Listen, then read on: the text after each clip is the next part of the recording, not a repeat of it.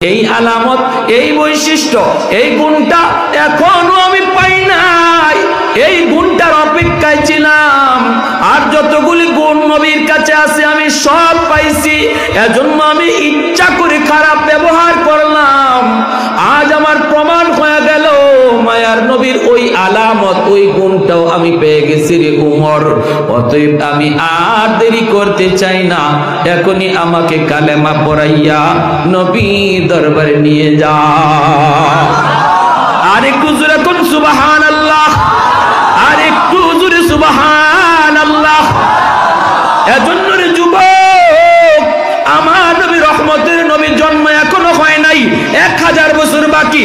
ওই অবস্থায় ইয়ামেনের একজন বাদশা তুব্বাই আউয়াল হিময়ারি মক্কা শরীফ দেখবে, মদিনা শরীফ দেখবে, 400 জন আলেমকে সাথে লইয়া মক্কা দেখার জন্য সে রওনা দিয়ে দিল। মক্কার কাছাকাছি আইসাই সে দেখতেছি মক্কার একজন মানুষও তার সম্মানে ফিরে আসে না, মক্কা থেকে বের হয় না। ওই অবস্থায় আলেমদেরকে সে বাদশা জিজ্ঞেস করে, মক্কার মানুষ একজনও আমার সম্মানে মক্কা থেকে বের হলো না, ঘটনা কি? আমি এত বড় একজন দামি বাদশা, সম্মানে তারা বের হলো না কেন? উলামায়ে কেরাম কয়, এই মানুষগুলির কাছে আছে একটা ঘর বাইতুল্লাহ, যার নাম খানায়ে কাবা। এই খানায়ে কাবাকে পিছনে দিয়া এরা কারো সম্মানে বের হয় না। পৃথিবীর ভিতরে খানায়ে কাবা হলো আল্লাহর ঘর, বাইতুল মুকাদ্দাস আল্লাহর ঘর। মুসলমানের প্রথম কিবলা বাইতুল মুকাদ্দাস। ওই বাইতুল মুকাদ্দাসের ইমামকে কয়েকদিন আগে ইহুদিবাদীরা গুম করে ফেলেছে। নাউজুবিল্লাহ। জানেন আপনারা, বাইতুল মুকাদ্দাসের ইমামকে কয়েকদিন আগে ইসরায়েলের ইহুদিরা গুম করেছে এবং বাইতুল মুকাদ্দাস ভাঙ্গা এখানে ইহুদিদের একটা উপাসনালয় বানাইতে চায়, গির্জা। নাউজুবিল্লাহ। বাইতুল মুকাদ্দাস ভাঙ্গা গির্জা বানাইতে চায়। যেভাবে ভারতে বাবরি মসজিদ ভাঙ্গা মন্দির বানাইছে, এমনি ভাবে বাইতুল মুকাদ্দাস ভাঙ্গা ইহুদিরা গির্জা বানাইতে চায়। মুসলমান বলো, এই সংবাদ পাওয়ার পরেও আমরা কি নীরব বসে থাকবো? আওয়াজ দেখো, নীরব বসে থাকবো? প্রতিবাদ করার দরকার আসেনি না নাই? প্যারে হাজির, ইমানি দায়িত্ব, আওয়াজ দিয়ে বলেন ঠিক কিনা? পশ্চিমাদের চোখ পড়েছে কাবা ঘরের প্রান্তরে, ব্রিটিশ দালাল দল বেঁধেছে ধ্বংস করতে চায় কারে? পশ্চিমাদের চোখ পড়েছে কাবা ঘরের প্রান্তরে, ব্রিটিশ দালাল দল বেঁধেছে ধ্বংস করতে চায় কারে? আল্লাহ পাকের ঘর, তোর সাহস থাকলে ধর, তো জাহানের মালিক যিনি, পবিত্র কাবা। ওই আরবের দিন বাঁচাতে সত্য ন্যায়ের মুক্তি চাই, মুহাম্মদের বাহিনী আজ আসলে তোদের রক্ষা নাই। ওই আরবের দিন বাঁচাতে সত্য ন্যায়ের মুক্তি চাই, মুহাম্মদের বাহিনী আজ আসলে তোদের রক্ষা নাই। মুহাম্মদুর রাসূলুল্লাহর বাহিনী আসেনি, হাত উঠে বলো আসেনি। একটু দাঁড়াও, জেগে ওঠো হে মুসলমান, আর কতদিন দিন ইসলামের সইবে অপমান। একটু দাঁড়াও, জেগে ওঠো হে মুসলমান, আর কতদিন দিন ইসলামের সইবে অপমান। রক্ত দিয়ে পবিত্র ওই মক্কা মদিনা, সেই জমিনে সিনেমা হল চলতে পারে না।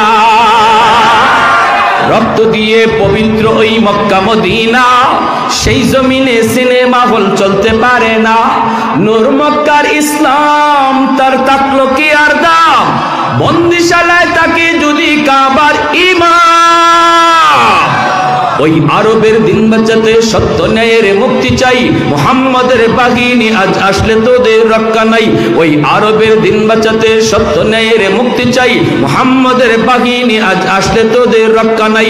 পশ্চিমাদের চোখ পড়েছে কাবা ঘরের প্রান্তরে, ব্রিটিশ দালাল দল বেঁধেছে ধ্বংস করতে চায় কারে? আল্লাহ পাকের ঘর, তোর সাহস থাকলে ধর। ঠিক কিনা, ঠিক কিনা, ঠিক কিনা? আল্লাহ পাকের ঘর, তোর সাহস থাকলে ধর, দো জাহানের মালিক যিনি, পবিত্র কাবা। ওই আরবের দিন বাঁচাতে সত্য ন্যায়ের মুক্তি চাই, মুহাম্মদের বাহিনী আজ আসলে তোদের রক্ষা নাই। মুহাম্মদুর রাসূলুল্লাহর বাহিনী আসেনি, হাত উঠে বলো আসেনি। পেটের ভিতরে পেট ভরা সাপ, কিলবিল কিলবিল করে। আর দেখলাম বুতুনুম কাল বুয়ুত ফিহাল হাইয়া তুরা মিন খারিজ বুতুনিহিম, আমি দেখলাম তার পেট থেকে সমস্ত ছিদ্র দিয়া এই সাপগুলি বের হইতেছে। আমি জিব্রাইল আমিনকে বললাম, ভাই জিব্রাইল, মান হাউলাই, এরা কারা? জিব্রাইল আমিন কয়, হাউলাই আকালাতুর রিবা। নবী কয়, এরা দুনিয়াতে সুদখোর ছিল, এজন্য এদের এই করবেন শাস্তি। এজন্য আমার ভাইয়েরা, আমাদের সিলেটেও একটা এলাকা আছে, এই বাজার, ওই বাজারে মার্কামার একজন সুদখোর ছিল, অনেক বড় ব্যবসায়ী, সুদ খাইতো, সুদের ব্যবসা করত।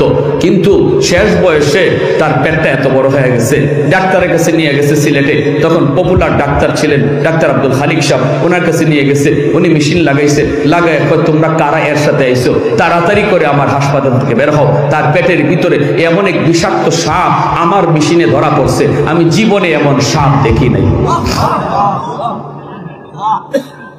এখান থেকে লইয়া মাদ্রাজ যাওয়া হয়েছে, ভারতের মাদ্রাজের ডাক্তারও বলছে এই সাপ বের করার মতো ক্ষমতা আমাদেরও নাই, তাড়াতাড়ি বাড়ি যাও। তারে বাড়িতে আনা হয়েছে, পেটের ভিতরে সাপ লইয়াই তার মরণ হয়েছে। আমার দাদারা এখনো সাক্ষী আছে, যারা নিজের চোখে যারা দেখছে, পেটের সাপ লইয়ে তার মরণ হয়েছে। আল্লাহ নবী কয়, মরণের পরে তার জাহান্নামী শাস্তি হইব। আল্লাহ দুনিয়াতে নগদ দেখাইয়া দিচ্ছে, যারা সুদ খাইতেছ, পেটের ভিতরে সাপ ঢুকাইতেছ, বিষাক্ত সাপ ঢুকাইতেছ, বিষাক্ত সাপ। পুরা ঘরের হিসাবটা তুমি একা দিবা। সুদের টাকায় যা মানাইছো, যা কামাই করেছো, সম্পূর্ণ কামাই হিসাবটা তুমি একা দিবা। বুক করবে 10 জন, হিসাব দিবে একা। ঠিক কিনা জোরে কর?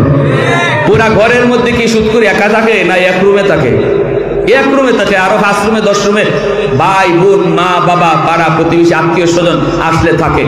কিন্তু আল্লাহ পুরা ঘরের হিসাবটা নিব তার কাছ থেকে একা। হে থাকছে এক রুমে, হিসাব দিব 10 রুমের। পাতিলের ভাত খাইছে 2 প্লেট, আর হিসাব দিব 10 প্লেটের।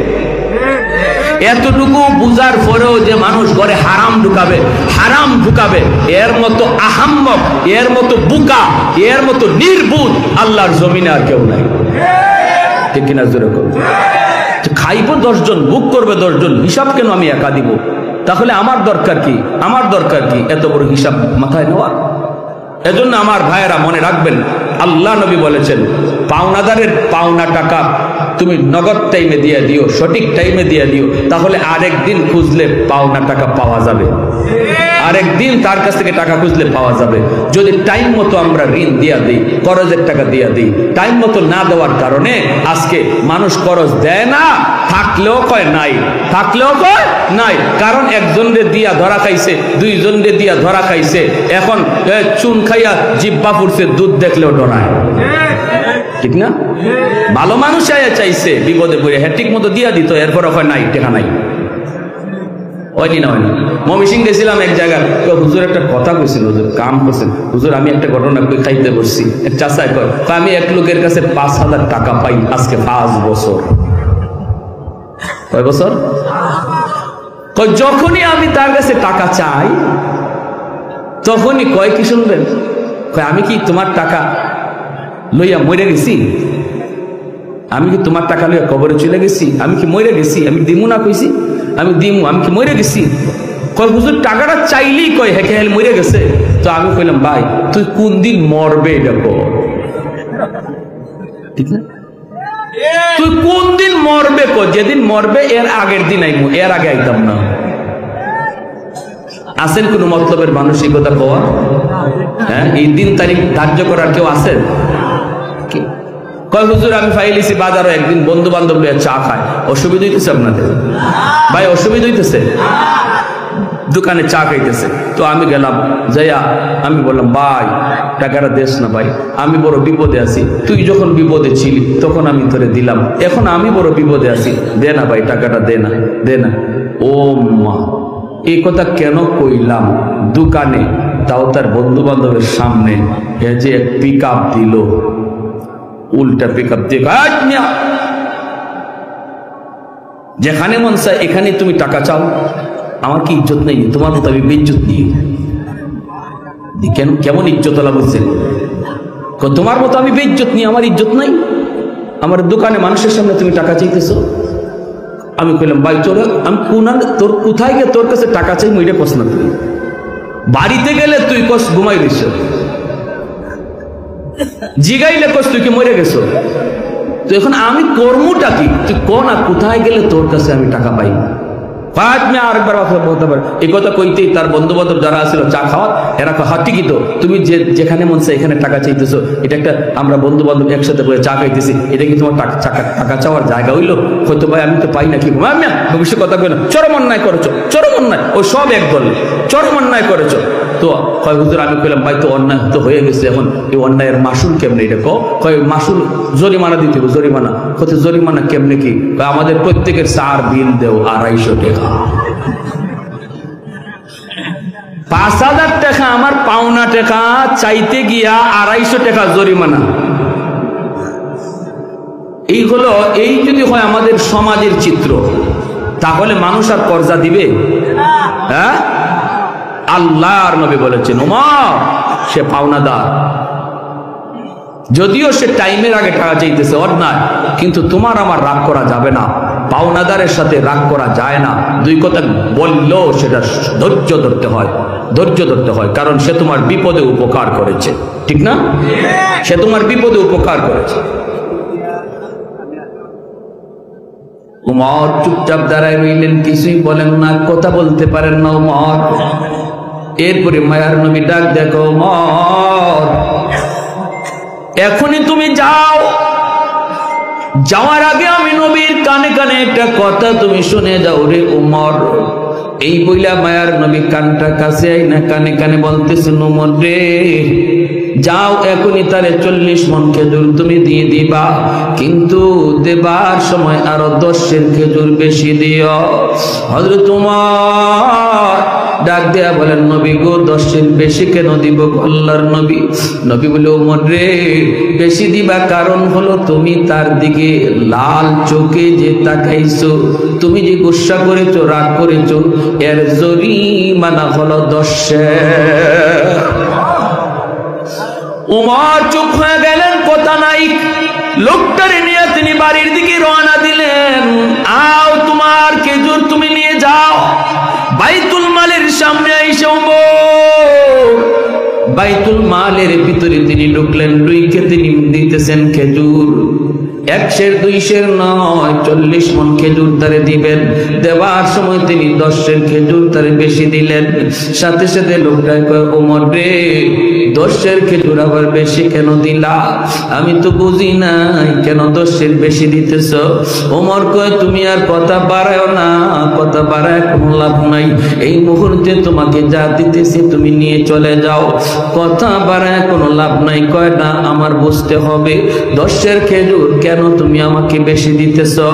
ওমর তখন তিনি মাথাটা নিচের দিকে দিয়া কইরে, ভাই শুন, আজ তুই আমার মায়ার নবীর সাথে যে আচরণটা করছো, আমি ওমরকে তুমি ভালো করে চিনোনি? কয় ভালো করে চিনি। শুধু চিনো তা না, ভালো করে চিনোনি? কই চিনছি। এত গরম আমি ওমর। আজ যদি মায়ার নবী এই জায়গায় না থাকতেন, কোন মুসলমানের সাথে তোমার এই আচরণ হইতো, আর আমি ওমর যদি কাছে থাকতাম, তাহলে বর্তমানে তোমার ঠিকানা জমিনের উপরে নয়, জমিনের নিচে হইতো।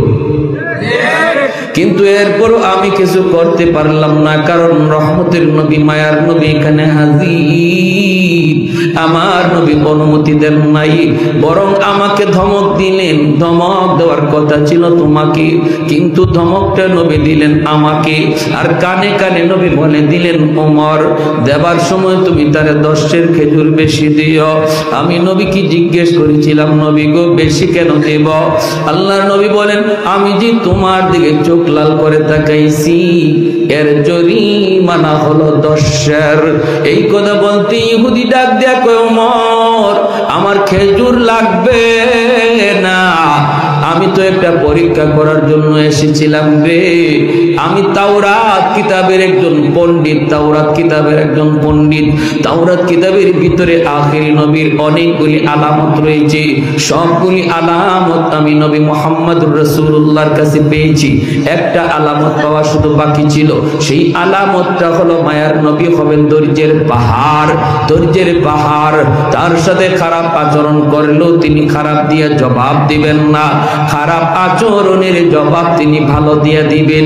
এই আলামত, এই বৈশিষ্ট্য, এই গুণটা এখনো আমি পাই নাই। এই গুণটার অপেক্ষায় ছিলাম। আর যতগুলি গুণ নবীর কাছে আছে আমি সব পাইছি, এজন্য আমি ইচ্ছা করে খারাপ ব্যবহার করলাম। আজ আমার প্রমাণ হয়ে গেল মায়ার নবীর ওই আলামত, ওই গুণটাও আমি পেয়ে গেছি রে উমর। অতএব আমি আর দেরি করতে চাই না, এখনই আমাকে কালেমা পড়াইয়া নবী দরবারে নিয়ে যা। আর একটু জোরে কোন সুবহানাল্লাহ, আর একটু জোরে সুবহানাল্লাহ। এজন্য রে যুবক, আমার নবী রহমতের নবী জন্ম এখনো হয় নাই, 1000 বছর বাকি। ওই অবস্থায় ইয়ামেনের একজন বাদশা তুব্বাই আউয়াল হিময়ারি মক্কা শরীফ দেখবে, মদিনা শরীফ দেখবে, 400 জন আলেমকে সাথে লইয়া মক্কা দেখার জন্য সে রওনা দিয়ে দিল। মক্কার কাছাকাছি আইসাই সে দেখতেছি মক্কার একজন মানুষও তার সম্মানে ফিরে আসে না, মক্কা থেকে বের হয় না। ওই অবস্থায় আলেমদেরকে সে বাদশা জিজ্ঞেস করে, মক্কার মানুষ একজনও আমার সম্মানে মক্কা থেকে বের হলো না, ঘটনা কি? আমি এত বড় একজন দামি বাদশা, সম্মানে তারা বের হলো না কেন? উলামায়ে কেরাম কয়, এই মানুষগুলির কাছে আছে একটা ঘর বাইতুল্লাহ, যার নাম খানায়ে কাবা। এই খানায়ে কাবাকে পিছনে দিয়া এরা কারো সম্মানে বের হয় না। পৃথিবীর ভিতরে খানায়ে কাবা হলো আল্লাহর ঘর, বাইতুল মুকাদ্দাস আল্লাহর ঘর। মুসলমানের প্রথম কিবলা বাইতুল মুকাদ্দাস। ওই বাইতুল মুকাদ্দাসের ইমামকে কয়েকদিন আগে ইহুদিবাদীরা গুম করে ফেলেছে। নাউজুবিল্লাহ। জানেন আপনারা, বাইতুল মুকাদ্দাসের ইমামকে কয়েকদিন আগে ইসরায়েলের ইহুদিরা গুম করেছে এবং বাইতুল মুকাদ্দাস ভাঙ্গা এখানে ইহুদিদের একটা উপাসনালয় বানাইতে চায়, গির্জা। নাউজুবিল্লাহ। বাইতুল মুকাদ্দাস ভাঙ্গা গির্জা বানাইতে চায়। যেভাবে ভারতে বাবরি মসজিদ ভাঙ্গা মন্দির বানাইছে, এমনি ভাবে বাইতুল মুকাদ্দাস ভাঙ্গা ইহুদিরা গির্জা বানাইতে চায়। মুসলমান বলো, এই সংবাদ পাওয়ার পরেও আমরা কি নীরব বসে থাকবো? আওয়াজ দিয়ে নীরব বসে থাকবো? প্রতিবাদ করার দরকার আসেনি না নাই? প্যারে হাজিরিন, ইমানি দায়িত্ব, আওয়াজ দিয়ে বলেন ঠিক কিনা? পশ্চিমাদের চোখ পড়েছে কাবা ঘরের প্রান্তরে, ব্রিটিশ দালাল দল বেঁধেছে ধ্বংস করতে চায় কারে? পশ্চিমাদের চোখ পড়েছে কাবা ঘরের প্রান্তরে, ব্রিটিশ দালাল দল বেঁধেছে ধ্বংস করতে চায় কারে? আল্লাহ পাকের ঘর, তোর সাহস থাকলে ধর, তো জাহানের মালিক যিনি, পবিত্র কাবা। ওই আরবের দিন বাঁচাতে সত্য ন্যায়ের মুক্তি চাই, মুহাম্মাদের বাহিনী আজ আসলে তোদের রক্ষা নাই। ওই আরবের দিন বাঁচাতে সত্য ন্যায়ের মুক্তি চাই, মুহাম্মাদের বাহিনী আজ আসলে তোদের রক্ষা নাই। মুহাম্মাদুর রাসূলুল্লাহ বাহিনী আসেনি, হাত উঠে বলো আসেনি। একটু দাঁড়াও, জেগে উঠো হে মুসলমান, আর কতদিন দিন ইসলামের সইবে অপমান। একটু দাঁড়াও, জেগে উঠো হে মুসলমান, আর কতদিন দিন ইসলামের সইবে অপমান।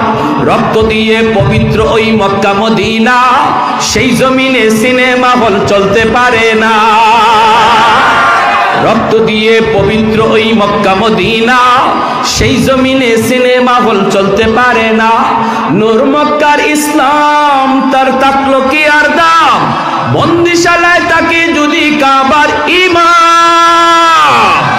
ওই আরবের দিন বাঁচাতে সত্য ন্যায়ের মুক্তি চাই, মুহাম্মাদের বাহিনী আজ আসলে তোদের রক্ষা নাই। ওই আরবের দিন বাঁচাতে সত্য ন্যায়ের মুক্তি চাই, মুহাম্মাদের বাহিনী আজ আসলে তোদের রক্ষা নাই। পশ্চিমাদের চোখ পড়েছে কাবা ঘরের প্রান্তরে, ব্রিটিশ দালাল দল বেঁধেছে ধ্বংস করতে চায় কারে? আল্লাহ পাকের ঘর, তোর সাহস থাকলে ধর। ঠিক কিনা, ঠিক কিনা, ঠিক কিনা? আল্লাহ পাকের ঘর, তোর সাহস থাকলে ধর, দো জাহানের মালিক যিনি, পবিত্র কাবা।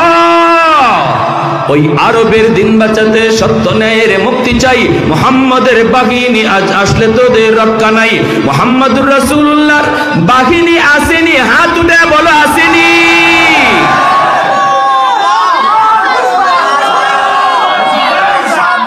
মাইক লো, মাইকে মাইকে একটা স্লোগান দেন, মর্দে মুজাহিদের মতো।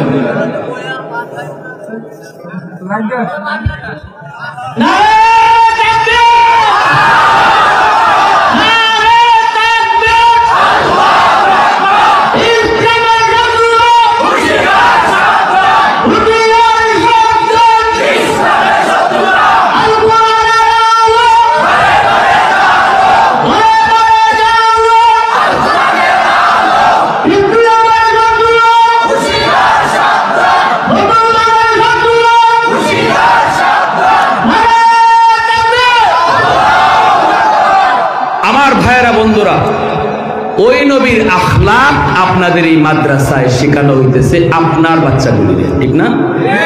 এই আখলাকটাই শেখানো হইতেছে, এই আখলাক, এই আদর্শ, এই আদর্শই শেখানো হইতেছে, যে আদর্শের দ্বারা একটা জাহিলি সমাজ আলোকিত সমাজ হয়েছে, ঠিক কিনা? আরো জোরে ঠিক কিনা? একজন বাবা হাসরের ময়দানে আল্লাহ পাক নূরের মুকুট লয়ে দাঁড়ায় থাকবে আর বলবে আমি খুঁজতেছি। নবীর বাবা যায় দাঁড়াবে, এরপর আল্লাহ বলবে আমি তোমাকে চাই না, তোমাকে চাই না, তোমাকে খুঁজি না। ওলির বাপ মা যায় হাজির হবে, আল্লাহ বলবেন তোমাকেও না। হাসরবাসী দেখবে আল্লাহ কারে যেন খুঁজতেছে, কাকে আল্লাহ খুঁজতেছে কেউ বুঝে না, কেউ বুঝে না। হঠাৎ করে একজন হাফিজ সাহেবের আব্বা, হাফিজ সাহেবের আম্মা যায় আল্লাহর সামনে হাজির হয়ে কয় মালিক আমি তো ওই হাফেজে কোরআনের বাবা, আমি তো ওই হাফেজে কোরআনের মা, আমি তো ওই মুফতি সাহেবের মা, আমি তো ওই মুফতি সাহেবের আব্বা। রব্বুল আলামিন বলবে আজ হাসরের ময়দানে আমি আল্লাহ তোমাকে খুঁজতেছি। সুবহান। দুনিয়ার জমিনে তোমার সন্তানের মাথায় পাগড়ি পরায় তার উস্তাদ, এলাকার মানুষ তার মাথায় পাগড়ি পরায় দেয়, কিন্তু আমি আল্লাহর নজর ছিল ওই দিন তোমরা বাপ মার মাথায়, তোমাদের দিকে নজর। দুনিয়ার মানুষ চলতেছিল একদিকে স্রোতের তালে তালে, স্কুল কলেজ ভার্সিটির দিকে, তুমি স্রোতের উল্টা দিকে চলতেছিলা। আমি আল্লাহকে খুশি করার জন্য ওই দিন কিন্তু আমি তোমাদের চেহারার দিকে নজর করছি।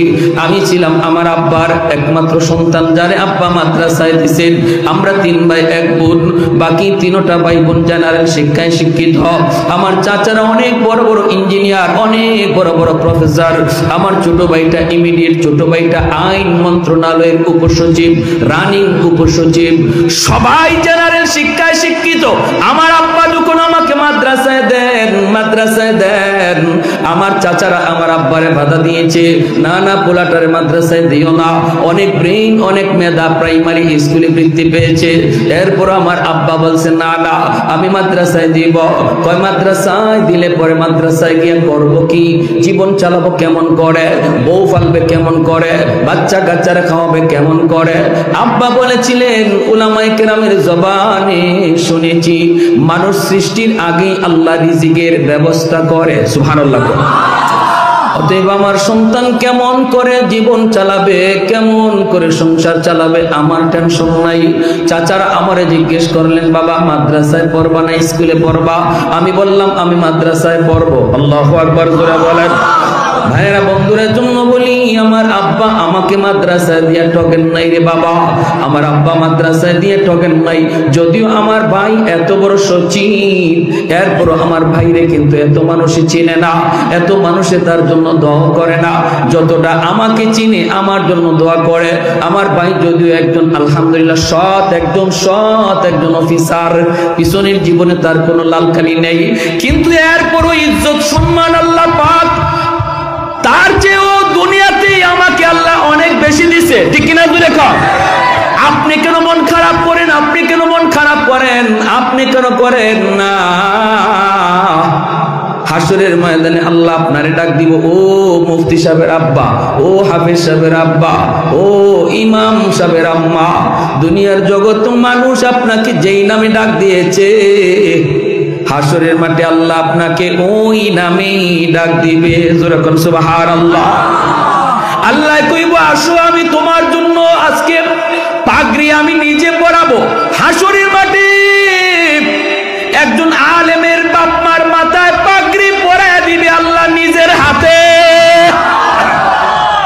সন্তানের মাথায় পাগড়ি পরাইছে তার উস্তাদ, এলাকার মানুষ কিন্তু বাপ মার মাথায় পাগড়ি পরাইবেন আল্লাহ নিজের হাতে। সুবহানাল্লাহ। আর একটু যেরকম সুবহানাল্লাহ। ভাইরা বন্ধুরা এরপরে শোনেন, এখানেই শেষ নয়, এখানেই শেষ নয় রে ভাই।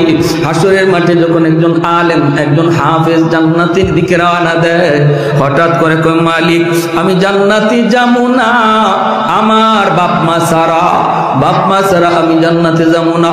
আল্লাহ বলবেন যাও তার বাপ মারে জাহান্নাম থেকে তুইলা আনো। কোনো কারণে যদি তার বাপ মা জাহান্নামী হয়, আল্লাহ বলবেন যাও জাহান্নাম থেকে তুইলা আনো। জাহান্নাম থেকে তার বাপ মারে তুইলা আনার পর এইবার তার দাদা দাদি, তার নানা নানি, তার বাপ মারে ধর্ম তৈরা কইব বাবারা তোমরা তো তোমাদের সন্তানের সুপারিশে জান্নাত পায়া গেছ, কিন্তু আমরাও তো দাদা, আমরাও তো নানা নানি, আমরাও তো আমাদের ভাইটারে কম মায়া করি নাই।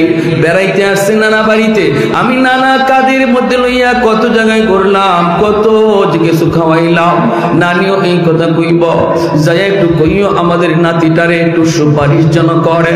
তার বাপ মা জাহান্নাম থেকে উঠে আসার পর বাপ মারে নিয়ে যখন জান্নাতের দিকে রওনা দেয়, কিছু দূর যাবার পর বাপ মা থেমে যায়।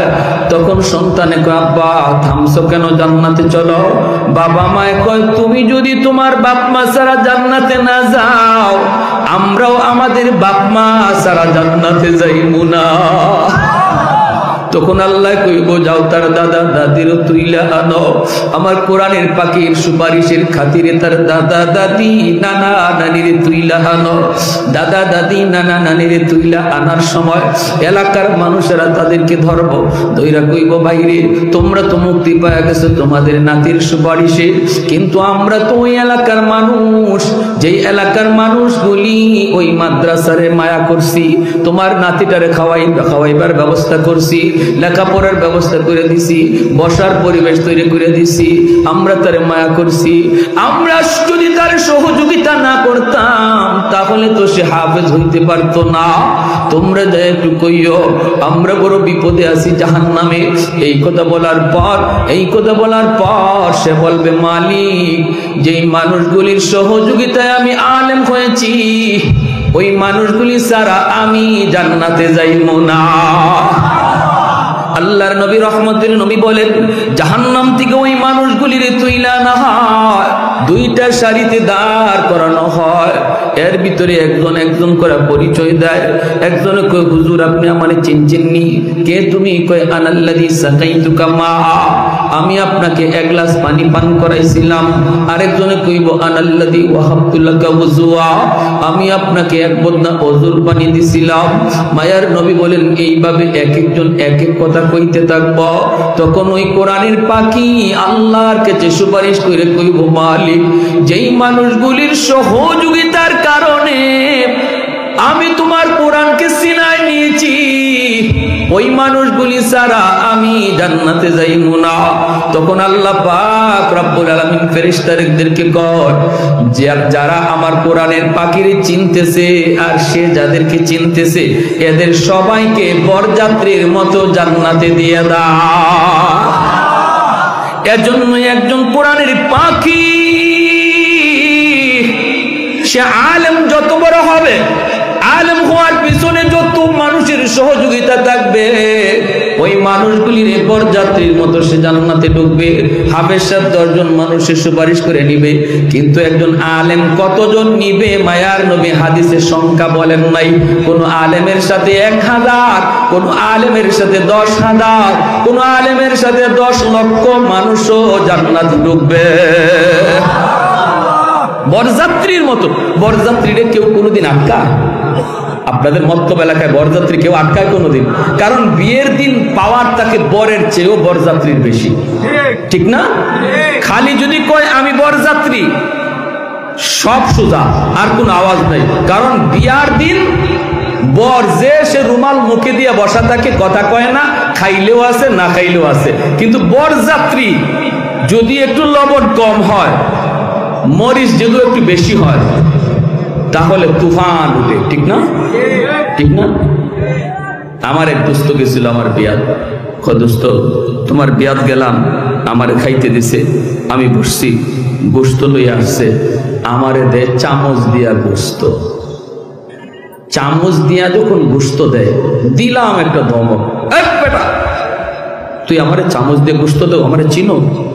আমারে চিনো? আমি কি? কয় আপনি কেনা? কয় আমি ওই যে বসা, ইনি তোমার কি হয়? কই ইনি আমার দুলাভাই। কয় আমি তোমার দুলাভাইয়ের বেস্ট ফ্রেন্ড। কি ফ্রেন্ড? Best friend. একসাথে চলি, একসাথে খাই। কয় যেমন কি করতে? কয় চামচ সরাও, বাটি ঢাইলা দাও। বুঝছেন? তুমি গোশত দাও চামচ দিয়া, আমারে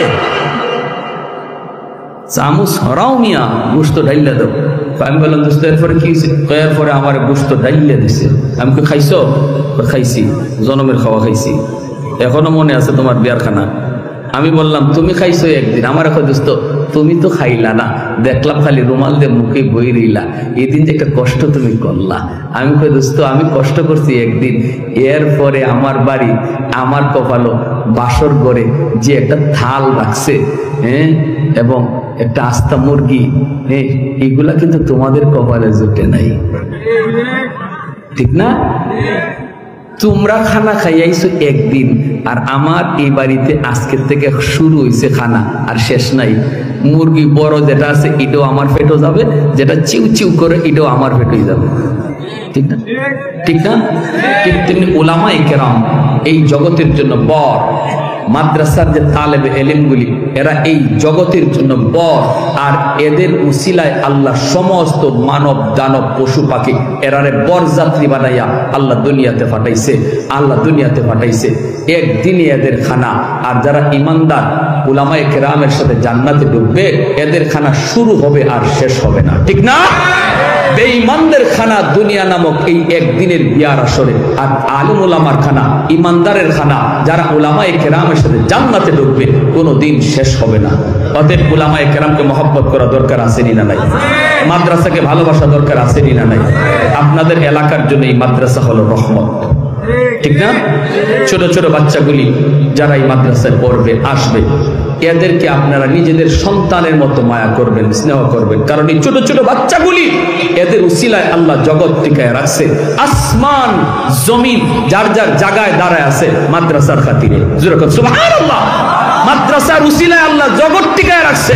মাদ্রাসা যতদিন থাকবে এতদিন জগৎ থাকবে, মাদ্রাসা যেদিন থাকবে না এদিন আল্লাহ জগৎ রাখবে না। তাহলে মাদ্রাসাকে ভালোবাসা দরকার আছেনি না নাই?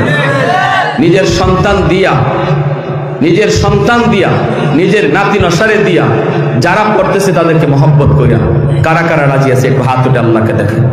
আল্লাহ তুমি প্রতিটা হাতকে কবুল করো, জোরে কোন আমিন। আর একটু জোরে কোন আমিন।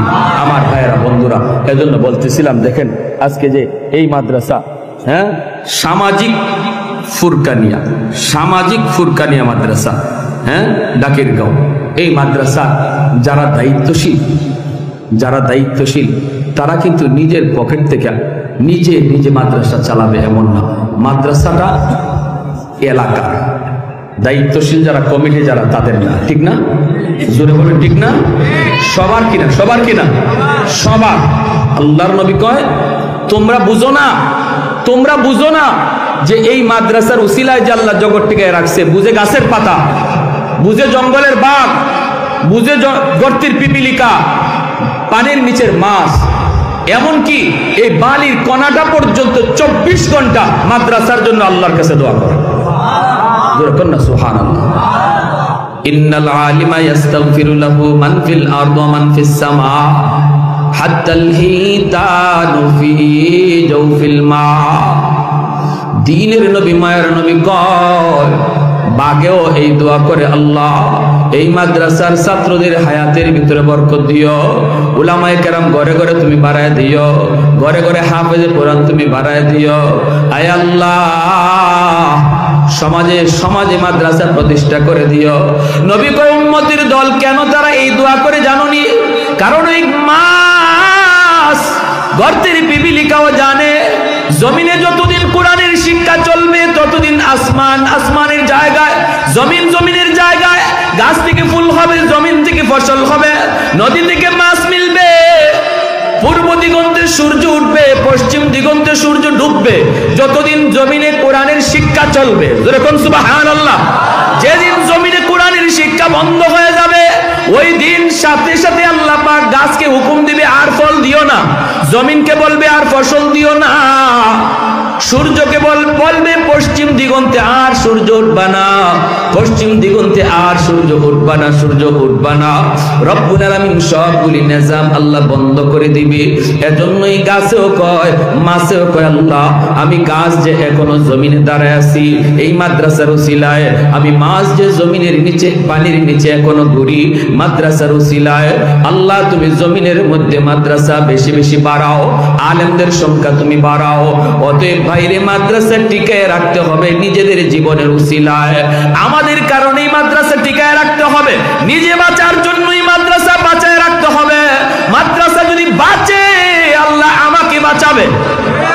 কেউ যদি কয় মাদ্রাসা আমি বন্ধ করে দিব, সে মাদ্রাসা বন্ধ করলো না, বরং নিজের পায়ে নিজে কুড়াল মারলো। আওয়াজটা বুঝছেন?